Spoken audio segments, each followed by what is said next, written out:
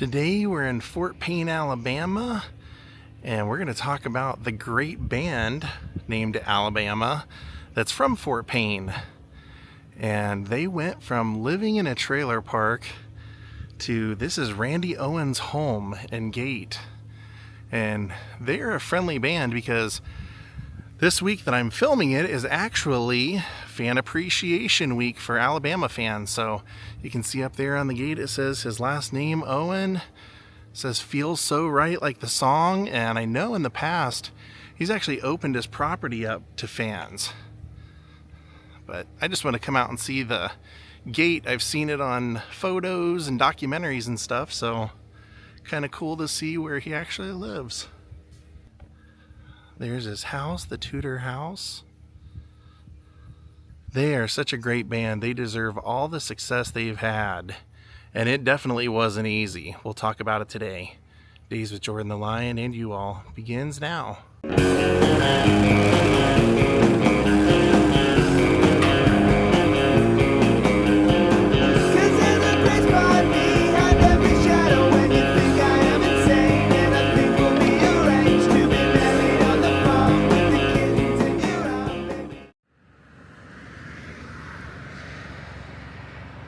As you can see, our old buddies right here. I love this. Right on the corner, they have statues to the entire band. And it tells a lot of their history because 3 of the 4 gentlemen were born and raised here. So Jeffrey Allen Cook, who unfortunately has passed away. He was an interesting guy. He collected guitars. He had a ton of guitars, started his own guitar company where he would make custom guitars. He started a recording studio. He started a public access TV station here in town. He did a lot of stuff here in town. He was an avid fan of Japanese food, so he had a whole Japanese kitchen inside of his house. He bought into a construction company and then they had the construction company build him a castle. So he had that Japanese kitchen inside the castle, and he used to joke and say that it was the only Japanese restaurant in Fort Payne. One heck of a guitar player. They have a lot of their accolades up here, like 23 American Music Awards. I mean, if we went over all their awards, we would never get anywhere because they've won countless Grammys. They've been at the top of the charts countless times, and they were Band of the Decade. Now here's the leader, whose house we were just out at, Randy Owen. Another good guy. Randy is one of the 2 original members still alive. Here is Mark Herndon, who they never considered apparently a full-fledged member. He was the drummer. And Teddy Gentry, who we might get to meet today. I'll tell you the story when we get over to the fan club and headquarters. But Teddy Gentry, who loved reading so much, he grew up kind of from a poor family and would save his lunch money so he could buy books. So I guess the town here had a very small library. One of the things he did with his money was he helped build a new library. And the library, he said, now is about 5 times the size of what it was. So it's kind of neat. We have statues to all of them. All of their awards listed on all the pillars. This pillar tells their career. And then in front of each one, you can see it almost looks like a headstone, but it actually tells a little bit about each one and has a quote from each one. But basically, to give you the rundown, I will read that because that tells everything. It says, in the late 60s, cousins Randy Owen and Teddy Gentry discovered they shared a common interest in music. Joined by Jeff Cook, so all 3 of those guys were cousins. They started playing on a regular basis, working their day jobs and playing any place they could locally in the evenings. The boys in the band used what limited spare time they had to compose and practice their unique style. Now, what this doesn't say is that they performed in a high school talent show, won the talent show, and then got to perform at the Grand Ole Opry, so they kind of got the bug. Now, they started touring as a band, and in 1973, in tandem with Randy Owen's graduation from Jacksonville State University, the band said goodbye to their daytime jobs and part-time weekend gigs. Bravely, they became Wild Country, but actually before they were Wild Country, they were called Young Country. And Randy actually had dropped out of school and went back, got his diploma, and then went to university, which is, you know, he was the older guy there, so he used to talk about how uncomfortable it was. Says as the band was known and left their Lookout Mountain and Fort Payne roots and began perfecting their live performance skills in the club scene around coastal South Carolina, playing such popular night spots as the Bowery and Myrtle Beach, which I have vlogged because they were there for 7 years. Randy Owen said they would play 6 days a week, 6 hours a night, and all they got paid was they had a bucket that they would put out for tips, and that's all they made. He said he could remember going back to the trailer park they were all living at every night, and he would be crying because he would just be thinking, like, I don't know why we don't give up, but he couldn't understand, you know, why people, he said the fans liked it, but nobody that ever came to see him, like anybody famous or labels or anything like that, were interested. So it says, in 1977, the band changed its name to Alabama, and followed that in 1979 by adding drummer Mark Herndon, setting its sights on Nashville after an appearance on the New Faces show at the Country Radio Seminar in 1980. RCA's Joe Galante came back to his office raving about a young band he'd seen. 1980, Alabama signed with industry giants RCA. The label quickly pressed Alabama's autobiographical anthem, My Home's in Alabama, as a single, and the rest was history. So seemingly overnight, they became a success, a driving force in the country music scene.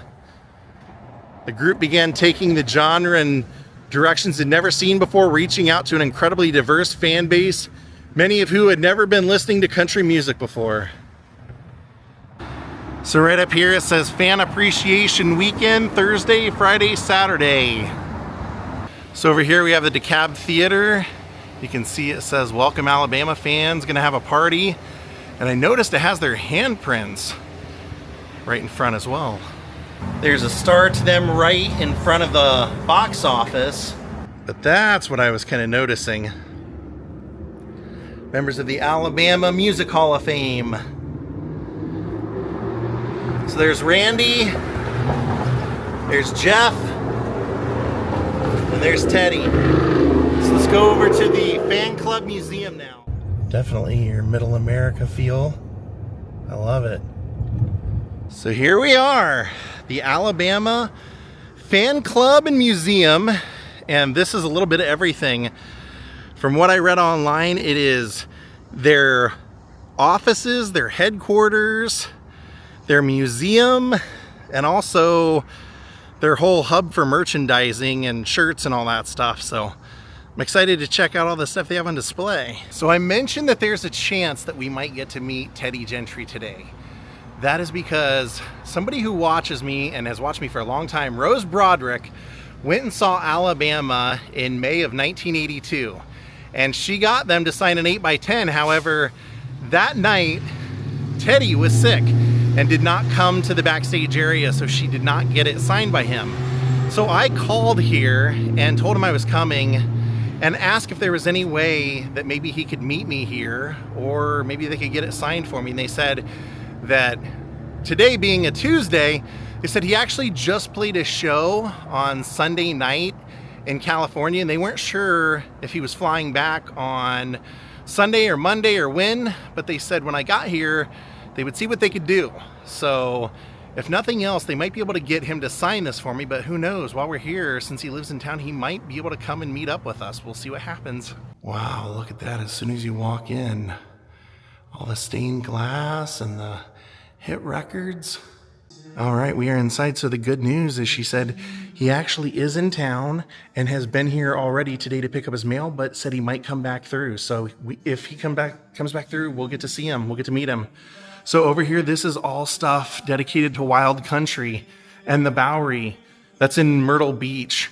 They, like I said, they played here for 7 years. They started out with, I think, one time slot, and they were like, we can't make enough money. So when the other bands that were playing quit, they just talked the owner into like They said basically, hey, you don't even have to pay us. We'll just work off tips if you let us do all the spots, like all 3 sets for the night, 3 2-hour sets. So that is so cool. This would have been kind of, Mark would have came in right at the end of this. So I guess that's why they don't consider him a full-fledged member. But it's kind of cool to see the original gear.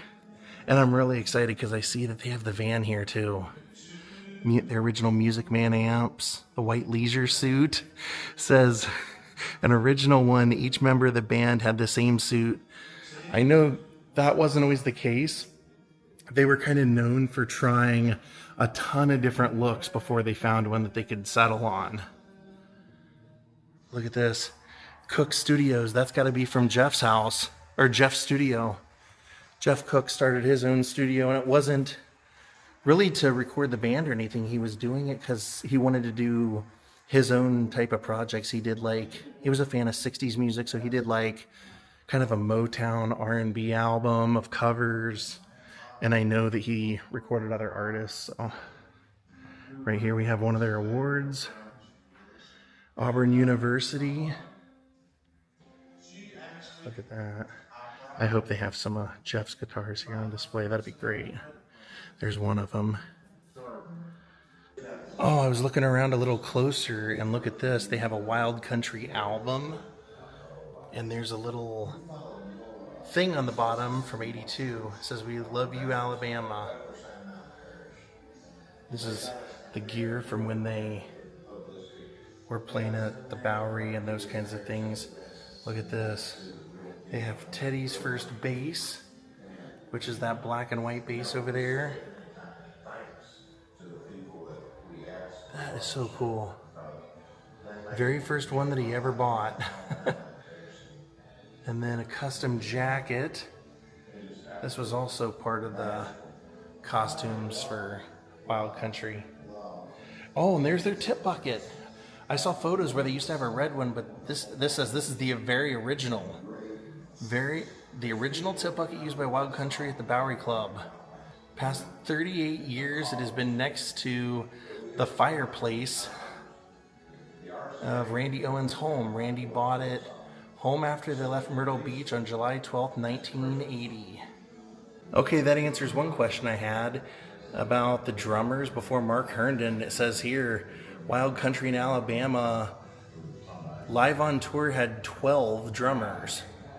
Teddy Gentry, John Vartanian, Rick Scott, Dave Dula, Jackie Owen, Mark Herndon, Sean Fector, Shannon Forrest, Tommy Harden, Chris Golden, Scott Rollins, and Chuck Tilley.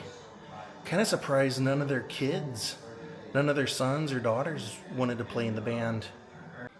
Oh wow, look at all the country music awards. Jiminy Christmas. That's a lot. Favorite album, favorite group, favorite band duo or group, favorite duo, favorite video group. They won everything. Like every award you could win. And like I said, they were voted best band of the decade in the 80s. Here's some more awards. Billboard Awards. 4-H. Teddy's 4-H stuff. Because when he got his first big royalties check, he bought his grandpa's farm and let his grandpa live there forever. And his grandpa lived off the interest from the money that he made off the sale. Now that's a good grandson. He didn't have a father. I guess his father was gone from an early age, so his grandpa was his father. Look at all the cool clothes. All the wardrobe and stuff. That's a Richard Petty guitar. King Richard. It's got like a backstage pass. It says a Richard Petty fan farewell. So they must have played the farewell race. All kinds of stuff down here. That is so cool. So basically, I guess every June at the end of June, they do fan appreciation, which I had read that they did a fan appreciation. I just didn't know it was this time of year. So when I called them she said, well, they'll definitely be here this week because it's Fan Appreciation Week. So I can't actually stay for the weekend, unfortunately, but maybe we'll get to meet him today. Who knows? Set list. That's Jeff's jacket. He had an interesting story because he had a government job in electronics and quit the job to pursue music, and because he had a degree and everything, and his dad apparently quit talking to him for several months. And he said, nah, eventually, you know, when we had some success, you know, then I would made the right decision. But they're their Grammy Awards. And there's Jeff right there. So this is probably a lot of his stuff. There he is playing a Parker guitar. This looks like they've got a lot of his favorite guitarist autograph stuff for him. Like here's his Jerry Lee Lewis autograph. Up here, him with Dick Clark. Up at the top, it's Albert Lee, James Burton. Of course, he was a Beatles fan. Very cool. And there's some of those custom guitars I told you about that he made,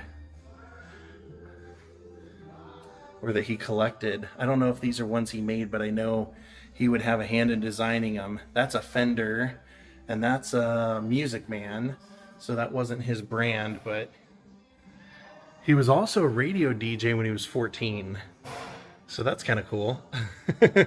So like I said, he started up a local public access TV station.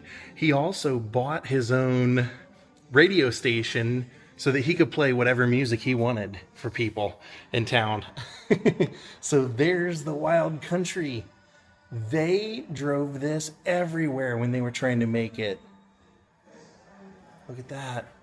Some of the road case. And Teddy's jacket. But yeah, this is, wow, that's the Blue Goose.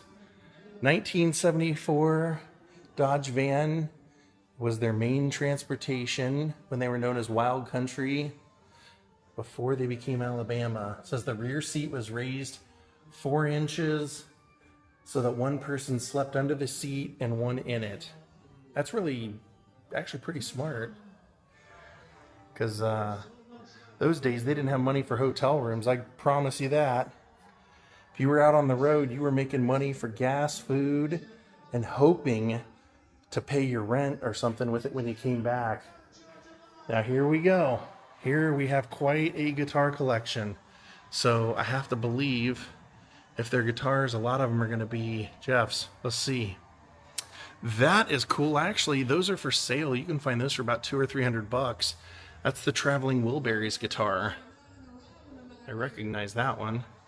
Then here he's got a Shark guitar.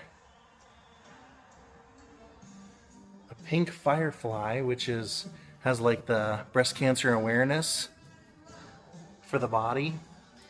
And then here they have a flag presented to them from Governor Kay Ivey. Alabama, the museum itself received this. So then we have another one of Jeff's guitars with his name on the pickguard right there. It's a silver, it says silver tone at the top. So he made it to be like a silver tone, but then his name is also at the top. So that's probably one that his company made, and he threw like a silver tone logo on there because those were like the Sears guitar that everybody learned on. That's also one of Jeff's guitars. Says it was custom built and designed by him. The holes in the body were done on purpose to make the guitar lighter than the normal electrics. And then their little electric fiddle. There you can see a Winston Cup jacket. An Alabama 1997. So that was probably for this jam right here. The 50th anniversary tour that happened in 2019. And there's another road case. And some more of Jeff's guitars. It says the Salem tour, so probably good. That was probably the cigarette company, I would guess. It says given to the band during the Salem tour. The tour was sponsored by R.J. Reynolds. Yep, Alabama is the headliners, and support artists George Strait, Ricky Van Shelton, Merle Haggard, and Charlie Daniels Band. And then this was the Alabama Farewell Tour guitar, and it's signed by the band and has like a hologram of them on the pickguard. But like I said, they just did a gig in California Sunday night, so they do still perform occasionally. Jeff Cook's Gold Ovation. That's neat. I don't know if I've ever seen an Ovation electric guitar. Now that's definitely a Fender Stratocaster, and it doesn't say what the significance of it. It's just a plain Stratocaster, so kind of interesting. I don't know what that would be all about. And then that's an interesting bass that has a scene of someone out fishing in a boat. Over here we have the Teddy Gentry section with Teddy's dressing room sign there. And there's Teddy right there. Bass player of the band. Lots of teddy bears.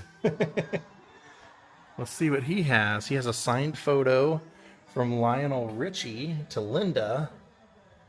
So I assume that was his wife. It says, thanks for all your years of love. And then that is signed by the whole band. Then I mentioned that his grandfather was basically his father, and that he bought his grandfather's land and allowed him to, well, I say allowed, but he basically bought the land so his grandfather would have the money, and then that way he would also inherit it. So there's his grandfather.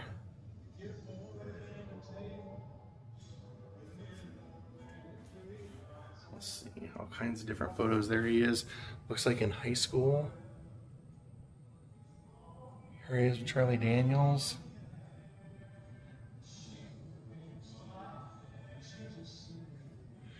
There's a nice drawing of him. And I assume that's a beloved pet. His grandpa. And then some needlepoint. I wonder if he did that, because it's got his name at the very bottom, like a poem would. Now as we come over here, this looks like this is a lot of stuff for the jam that they do every year. Now I know that Randy Owen, one of the things he does is he has always donated the money that they earn from this towards, or at least his portion, I know for sure, they've always donated his portion towards scholarships for local kids. And I wouldn't be surprised if he's a part of a lot of causes also. This is probably St. Jude's, because I know he's a big donor to St. Jude's. So I would guess a lot of these are probably that. Yeah, I mean that right there is St. Jude's. So it's great to see people that have success, that worked hard, had a hard road. You know, like I said, these guys lived in trailer parks when they were playing at the Bowery. And, you know, like I said, Teddy grew up with a family that was, you know, maybe didn't know they were poor, but he had to save his lunch money to buy books. And to see what they've done with their career, that they've helped other people, is just amazing. There we have Randy. So let's see Randy's section of the fanfare. There he is with his sister.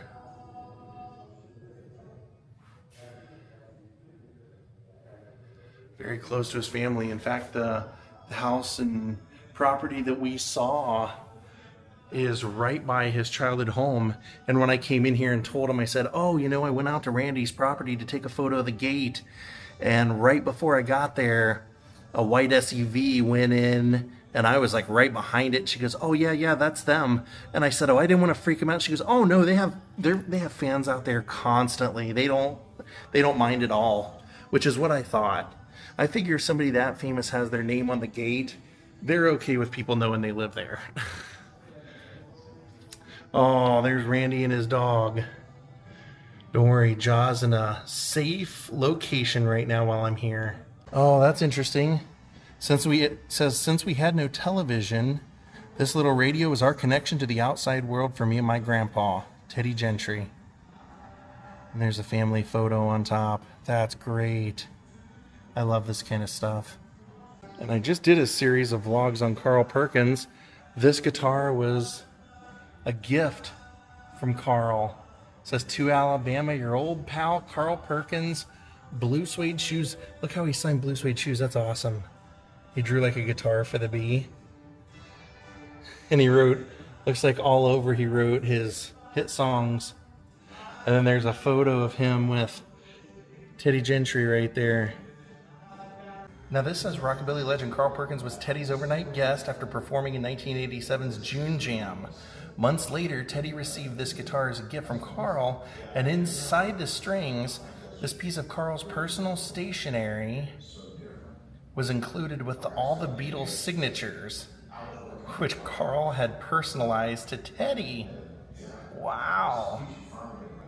So yeah, take a look. You can see at the very, very top up there, it says, Teddy, these are the real things, your friend Carl Perkins, 88. And then down here are all their signatures, all the Beatles. Wow. If he gave it to him in 88, obviously this would have been one of the... It's signed on the Carl Perkins fan club, so I don't know if this would have been signed on that trip that Carl took over to England in '64, or maybe later on because they developed a friendship. Maybe later on in life he had him sign this, but that's one heck of a gift. I was looking at their wall of pictures and one definitely stood out at me. Take a look at that. Randy Owens with the American Dream, Dusty Rhodes, in his Ribera Steakhouse jacket. You gotta love that. And they don't have one here that I've seen. They don't have the tour bus. They have the van.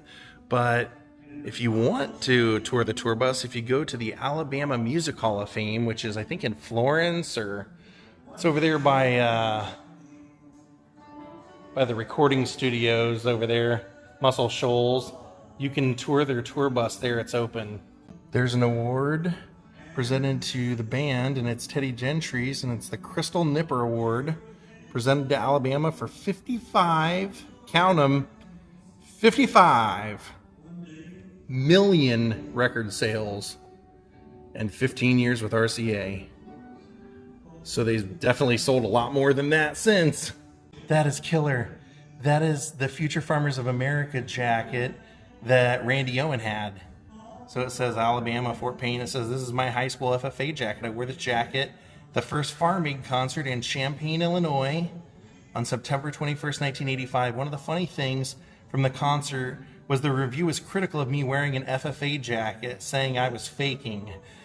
For those of you that don't know, the property that Randy Owen lives on, his family sharecropped back in the day, so he's the real deal. There's Randy Owen's Musicians Hall of Fame Award.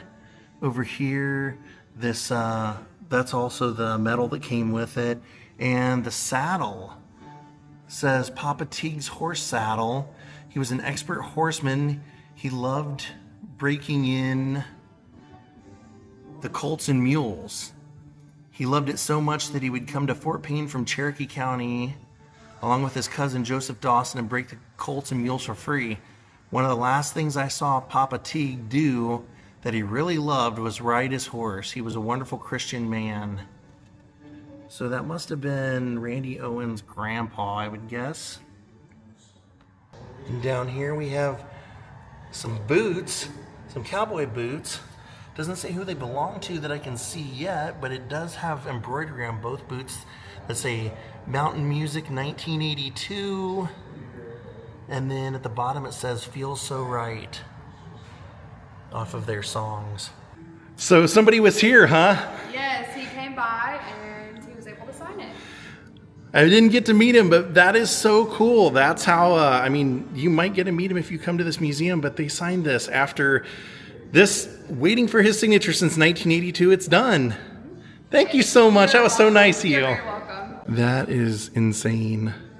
Rose Broderick, I hope you enjoy that. I'm sorry I couldn't show him, but that's apparently who was working here is his granddaughter. So she was able to get him to come by, and he had some other stuff to do, so no worries. And down here we have a Letterman jacket from Randy Owen. It says, "This Fort Payne High School Letterman jacket looks newer because my wife Kelly bought it for me when we could afford it. At the time I was playing, I couldn't afford to buy my Letterman jacket for baseball. I was one of the original baseball players at Fort Payne High School baseball because baseball was renewed as a high school sport during my senior year in 1969. I have my scorebook from all the games of that year given to me by Coach Jimmy Chambers." I love that. That is so cool. There's Randy Owen's belt buckle. Here's the key to the city of Fort Payne. And then down here is one of Randy's guitars, his G&L guitar, black guitar. It says, "My G&L guitar was given to me by Leo Fender, the Academy of Country Music Awards. I remember he walked down the aisle at the show and said, 'I'm giving you one of my guitars.' I was and still am amazed by this. It's a great playing, very unique instrument." That's, wow. Getting Leo Fender to gift you one of his guitars? That would have been after he sold Fender and started G&L. Wow, that says that's Jeff Cook's very first guitar right there. It was built by his father. He designed it based on what he thought a guitar should look like instead of what the guitar should sound like. Jeff learned how to play on this one-of-a-kind homemade guitar. Yeah, he was pretty much all self-taught. He never took, I think he took 2 piano lessons his whole life. That is Teddy Gentry's dime collection. He collected Roosevelt dimes. And then there's a little miniature of the band right there. How cool is that? I'm looking at some of their stage wear and stuff, and I'm seeing some gym shoes, but I'm also seeing some bare feet. Like bear claws. Look at this section. It says we have a drum head here. The original Alabama logo that was attached to the bass drum, Chuck Tilley's drum kit that he used in concert. Wow. So I don't know much about the pre-Mark years, really, as far as the band members go. So he must have been one of the earlier drummers. Country Music Hall of Fame. Teddy's clothes right there. It says his outfit's part of Teddy's trademark clothes worn on stage for many concerts, which is button-up shirt, a shirt underneath, jeans, and tennis shoes. There's a signed photo of Teddy. That was so nice of her to pull the strings. I wasn't, I know he probably doesn't want to be on camera and stuff like that. He's been doing this band for like 50 years, so I'm not offended in the slightest. I just, like I told her, I thought that would be so cool if she could get that signed for me to be able to show you guys that, hey, you come to places like this and you never know who you'll run into. You might even run into the band themselves. So it says this is part of Jeff Cook's outfit. Yeah, he was always a snazzy dresser. Always. He always wore like kind of crazy clothes and things like that. That's the American Farewell Tour 2003. So we saw somewhere over there they had a guitar from the 2019 Farewell.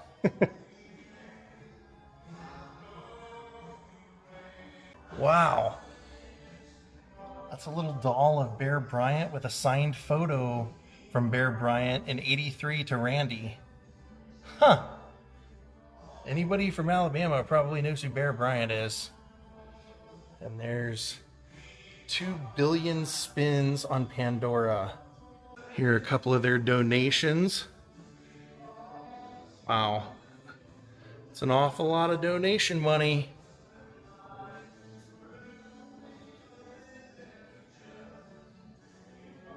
And I love that all those years after they made it famous, they came back and played the Bowery.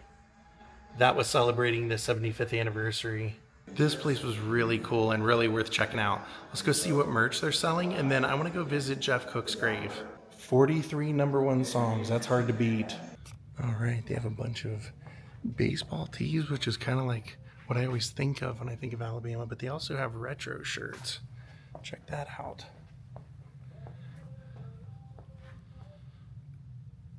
These are the old June Jam shirts.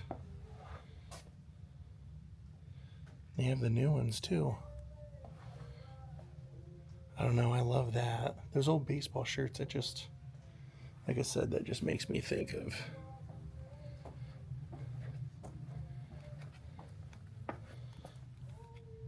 Christmas in Dixie with Alabama. It's like a birthday party themed shirt. Second annual, 1983. Wow. And even some tie-dye options.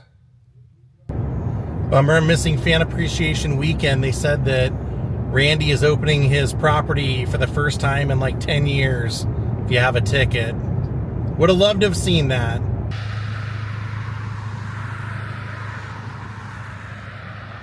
Well, I'm a little confused. Just a little. Because here is the Cook family headstone. And that was either his grandfather or his father. Probably grandfather, Herbert Cook. Then over here we have a James Cook. We have a Betty Sue Cook. And there used to be a headstone. I don't know why it's not here. For Jeff. Jeffrey Cook right here. He would have been buried right there. You can even see where it was. I don't know why it was removed. I mean, there are photos of it online. It was kind of old looking. I mean, it looked exactly like his parents. So maybe they all got him together. He got him for them because it was a dark brown in the center like that with his name and no death date, obviously. Like this one for his father would have. But should have been right there. I'm not sure what the story is, but I do know when he passed, he was cremated. And the band has continued on as Teddy Gentry and Randy Owen as being the last remaining members of Alabama. They continue to perform. When they've done it as long as they have, you kind of wonder what makes them keep going. And I wonder if maybe it's a tribute to Jeff that they keep going, because he loved playing music. They all did. So it's sad that they've taken his headstone up. I mean, maybe they're changing it, but I kind of doubt it. I mean, he passed away a while ago, so I don't know. Rest in peace. There's another Cook over here. That's a John Cook. But yeah, I don't see that he was moved or anything for any reason. Yeah, that's not a Cook, so yeah, just for some reason they have opted, maybe the family, or maybe that was his request. There's no headstone here anymore. Hope you all enjoyed our day here in Fort Payne. If you can make it to the fan appreciation events, please do. I'll have to come another year. This was a lot of fun today. Thank you all for watching. Have a great night and goodbye.